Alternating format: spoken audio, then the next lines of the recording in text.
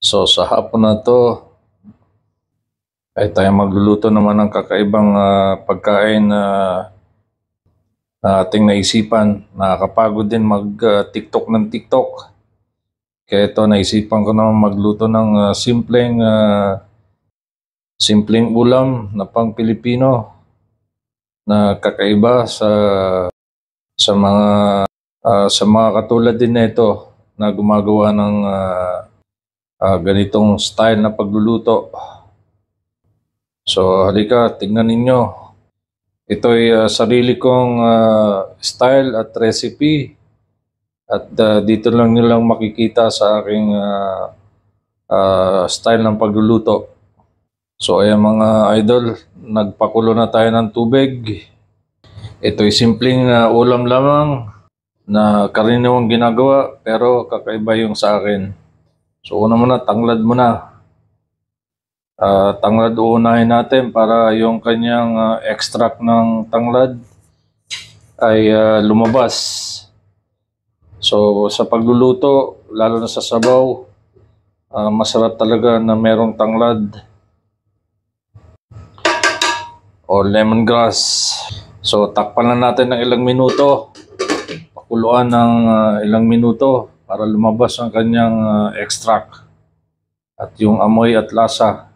So, hindi po tayo gagamit ng kung ano-anong panglasa, kundi natural lang. Natural lang sa gulay at vegetable na doon natin kukunin ang lahat ng lasa. Again, yung neutralizer natin, hindi tayo gagamit ng MSG. So, yun po yung health style namin mga idol. So, laging iniiwasan ko yung paggamit ng mga hindi natural na pampalasa. Lalo na yung mga commercial na pampalasa na mataas ang content ng MSG o mga chemical na pampalasa. So, kung madiskarte lang tayo mga idol, ang pampalasa makukuha na natin sa mga gulay at mga ibang pamamaraan. So, dito nyo lang makikita idol. Yan ang hilig ko talaga, ang mag-imbento ng mga iba-ibang klase ng pagkain. So hindi lang pang Pilipino ang alam ko mga idol, marami pa. So nagkataon lang na ito lang laging mga niluluto ko man pang Pilipino. Pero pwede nating gawin yung iba namang luto. So sa susunod siguro. So ayan mga idol, lumalabas na yung kanyang extract at maamoy.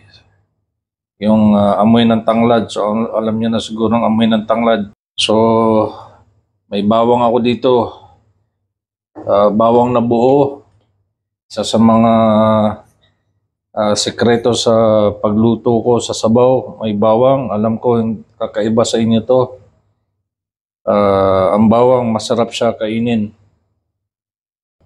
At isa sa mga neutralizer natin sa pampalasa yung bawang. Anyway mga idol, hindi maglalasa ang bawang yan. Lalo pag pinakuluan nyo lang. Makakatanggal siya ng langsa idol. Sa gulay pala mga idol, may mga malangsa ding parte. So yan isa sa mga pampatanggal ng langsa. Yung mga nilagay ko. Tandaan nyo, yung mga gulay may makanya-kanyang panglasa, kaya ito yung mga neutralizer natin. Susunod yung ating sibuyas. So damihan nyo lang yung sibuyas mga idol. Dahil yan ang isa sa mga sekreto na pangpalasa, lalo na sa mga sabaw. Ang sibuyas ay may kakayahan ding magbigay ng masarap na lasa dahil sa matamis-tamis kapag nahalo na sa ating mga niluluto.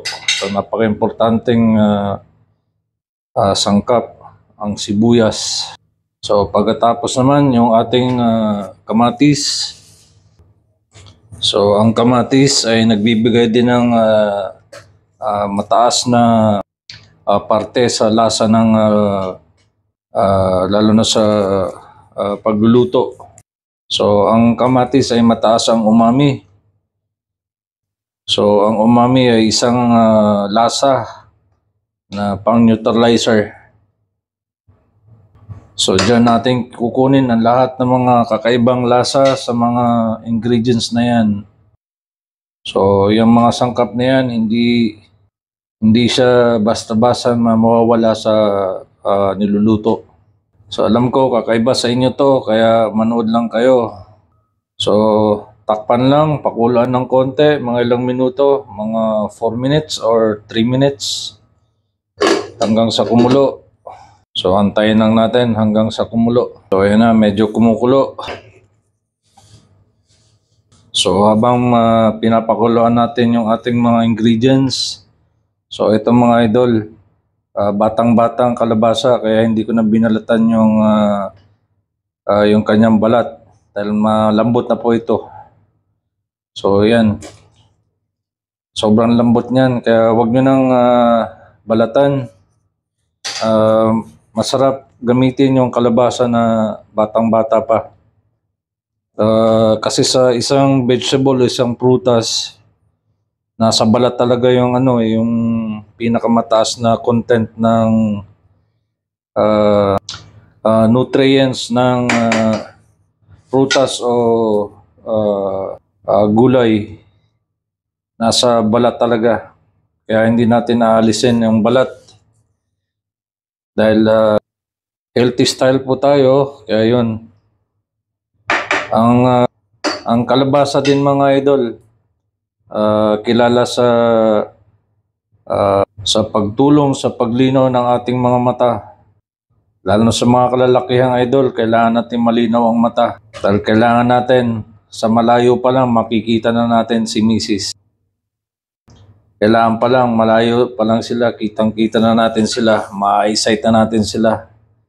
Dahil sa susunod ng idol, pag hindi nyo nakita si Mrs., pamalo na yung darating sa inyo mga idol. Kaya dapat malinaw ang inyong paningin. So ayan, pakuluan lang natin ng konti. Huwag na masyadong malambot. At pag kumulo na, lalagay na natin yung mga sunod na sangkap. So ayan na, kumukulo na siya. Buksan na natin. So ngayon, isusunod natin itong dahon ng mga gulay. Siya nga pala, ito'y tinatawag sa mga bandang Tagalog, Kuliatis. Ito pala yung itong dahon na ito, yung mga idol, natatagpuan sa mga bundok-bundok. May mga tinik-tinik to kung makikita ninyo, may mga tinik-tinik to. Pero dito, dahil alaga na to sa isang farm, so kaya wala na siyang tinik. Pero sa mga ligaw na ganito, matatagpuan to sa mga kabundukan, so mga itaas na bundok. So may mga tinik-tinik po to mga idol. So kung nakikita nyo to, gulay yan mga idol. So familiar din to ng mga spinach. So masarap siya. Kung makikita nyo to mga idol, gulayin nyo na. So isusunod natin tong dahon ng kuliatis. So mabilisan lang to mga idol. Huwag nating hayaan na ma-overcook yung ating vegetable dahil hindi rin masarap. So yung amoy niya ngayon na naghalo yung lahat ng sangkap, tanglad, sibuyas. Kaya sobrang amoy niya, napaka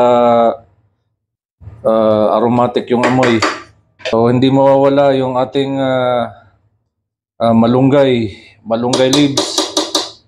So hugasan na maigi. So ito mga idol, pwede nyong ilagyan kung anong sari-saring gulay mga idol. Kung merong okra, talong, string beans, lahat ng gulay sa kanta ng Bahay Kubo mga idol, ilagay nyo na dito. Ito'y may tawag sila dito sa bandang Visayan region hanggang Mindanao. Lauoy yata ang tawag sa kanila, lauoy. So halo-halo siya mga vegetable na ginagamitan lang nila ng simpleng pampahalo, pampalasa. Kaso gumagamit sila ng SMG or yung vetchin at asin at syempre bagoong isda or tinatawag sa Tagalog na alamang. So sa Tagalog yata ang tawag nila dito is patalbog. Patalbog is mix of vegetable. So yun lang mga idol.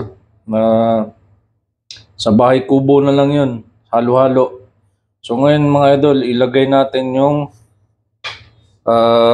sardinas mga idol. Isa sa mga pampalasa sa luto natin ito yung sardinas. Gaya ng sabi ko kanina, gagamit tayo ng sari-saring techniques na pampalasa.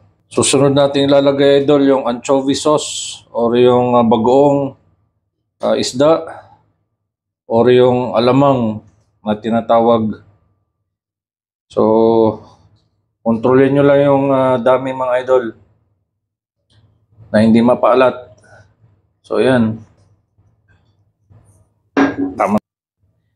So, halo lang ng konti idol. Mahinang halo lang na hindi madurog yung ating sardinas. At maghalo na yung buong lasa. So, sa Asia, hindi nawawala yung bagong or your fermented fish. Sa karamihan ng Asia yata, gumagamit din sila ng fermented fish sauce. So may iba-ibang techniques din. Ang fish sauce or bagong isda or alamang, isa sa mga pinagkukunan ng natural lasa ng ating niluluto. So ayan, tikman natin yung sabaw.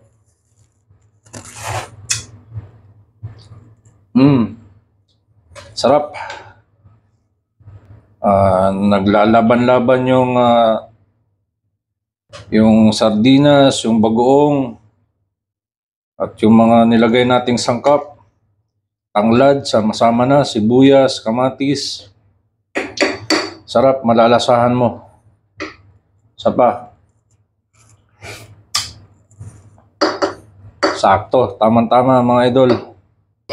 So, pakukulan lang natin ng konti mga idol. Iwan natin mga ilang minuto hanggang sa kumulo. At ready to serve na. So, bago kumulo mga idol, meron tayong isang sekreto na ilalagay. Yung itlog maalat mga idol. Tama, narinig nyo, itlog maalat. Baka kakaiba sa inyo itong ginagawa ko. So, ayan. Ilagay natin si itlog maalat para maglaban-laban ang lasa. So yan ang sekreto ng paggawa natin ng lauoy na tinatawag sa bandang Cebuano, Mindanao or Visayan, Mindanao region. Patalbog sa Tagalog. So, lahat ng bahay kubo ng mga gulay, halo-halo lang dyan. Pero kung ano lang available ngayon dito sa bahay, yan lang po nailagay ko. Pero kung mas maraming gulay, the best. Lalo kung may bulaklak ng kalabasa, yun ang masarap dito mga idol, yung dahon ng kalabasa. So, isipin nyo na ng bahay kubo. So, lahat pagsamasamahin dito. Portion. So sa ngayon, ito lang yung available natin. Ito lang yung nagawa natin. Pero yung lasa dito mga idol, siguradong sigurado. Pero dito, ang kakaiba dito is gumamit ako ng mga bawang. Para sa akin, mas maraming bawang, mas masarap. Mas masarap kainin ng bawang mga idol. Lalo na pag nasama sa pakulo o napakuluan. Basta buo lang, ilagay nyo lang idol. Buo lang, hanggang sa maluto siya. Sa hindi mahilig kumain ng bawang, pag naluto na siya sa pakulo ng tubig, nawawala na yung lasang bawang. Na-infuse na yung chemical taste ng bawang. So huwag kayong mag-alala. Ang bawang kasi nagpapatulong sa pagbaba ng high blood pressure. So hindi nawawala si bawang lagi sa lutuin ko. Isa sa mga bida yan sa luto ko, yung mga bawang. Minsan mas marami akong nilalagay pa nga. Minsan, hindi lang minsan, lagi kinakain namin yan ng buong fresh. Kasi talagang nagpapababa siya ng cholesterol effects, tsaka high blood pressure ng isang tao. So walang mawawala mga idol. Hindi po tayo doktor, scientist. Isa lang sa mga ginagawa kong pamamaraan na natuklasan ko habang nabubuhay ako sa mundo. So sa edad ko, diyan ko kinukuha. So ayan na, natapos na yung ating niluluto. At tikman na natin ngayon. Tikiman na. So dito na tayo sa tikiman. Tikman na natin to. So kanin. May sardinas. May itlog maalat. Lagyan ng suka na may sili. Tsaka tuyo sa ibabaw. Tara.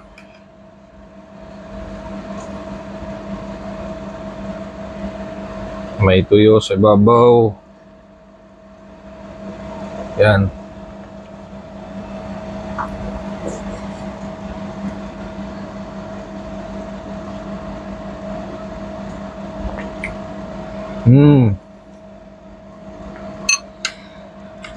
Super sarap. Bawang. Saka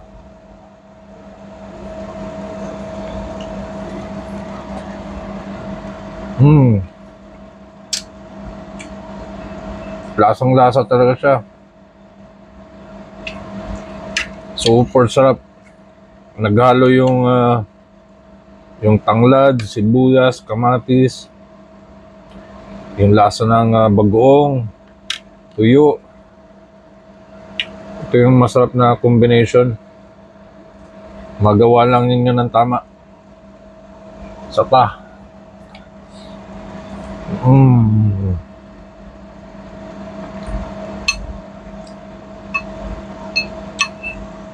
Ito yung bawang. Natin si bawang. May tuyo. May lagos sa suka. Yan, purong bawang.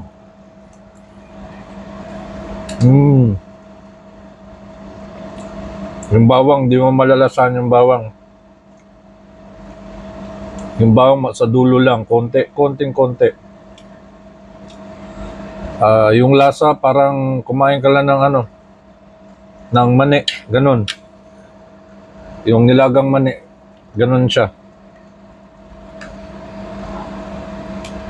Tuyo.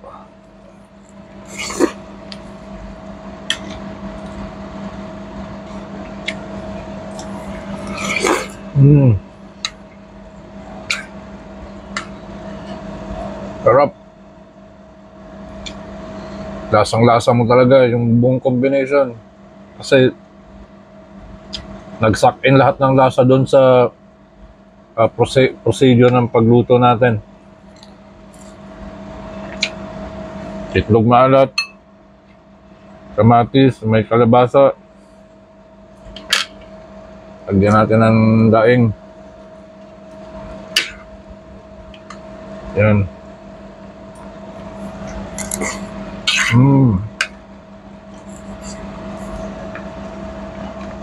Pulo ng daing. Huwag kayo. Super sarap.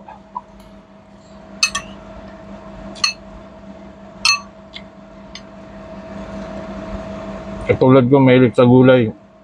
Kahit walang kanin, kaya kong kainin to. Yan, may kalabasa, may sibuyas, kamatis, at yung kulyatis, malunggay, halo-halo na.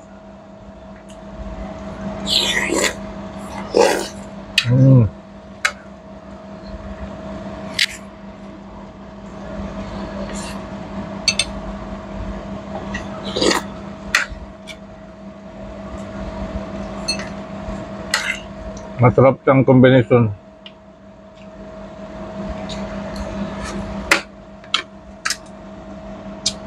Try nyo to, makaparami kayo. Tignan yung texture ng sabaw. Makikita, tingin nyo pa lang. Hindi siya, huwag kayo matakot. Hindi siya maalat. Hindi. Walang alat, walang ano. Dahil sa technique ng ginawa natin. May mga neutralizer siya.